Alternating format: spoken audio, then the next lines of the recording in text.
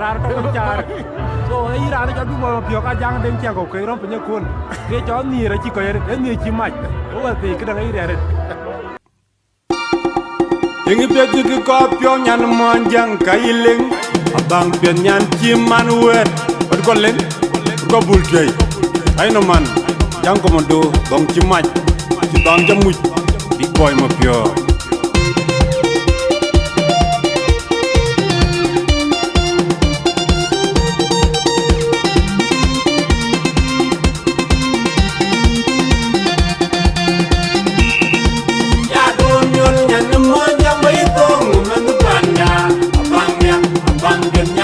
Arialbeek jadi jumpu guling ni wode yo jadi jumpu guling yang rapi banyak di Arialbeek ya domyon nyanu wajah baik ngumang panda abang nyan di Arialbeek jadi jumpu guling ni wode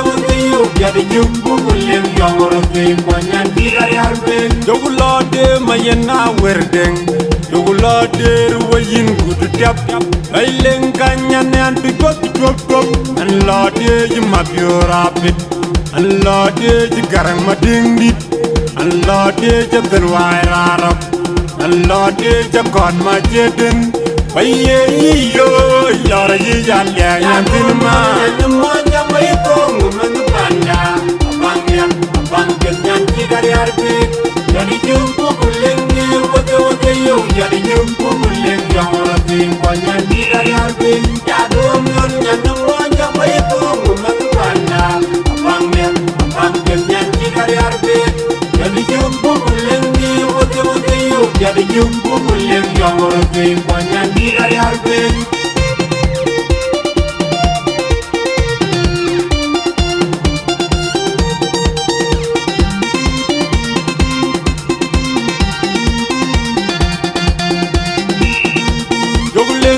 wale radang ma jodi joglode ma bendi di kwe ma jo ay len kanyane an go nyiw an go ne jing pe medio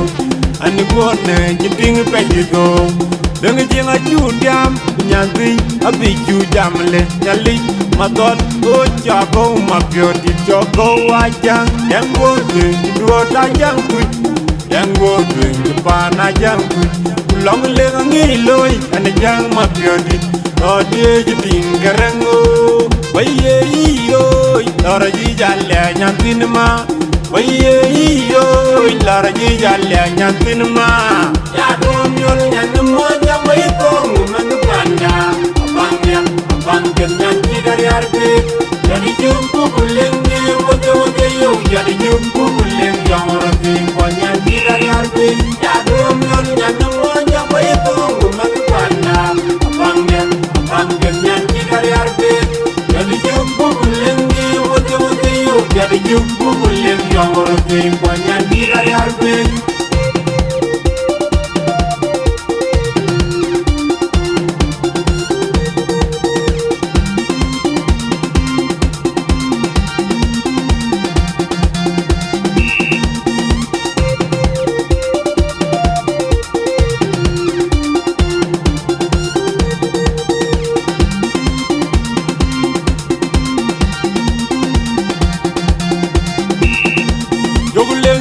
wale radang ma jodi joglode ma bendi di kwe ma jo ay len kanyane an go nyiw an go ne jing pe medio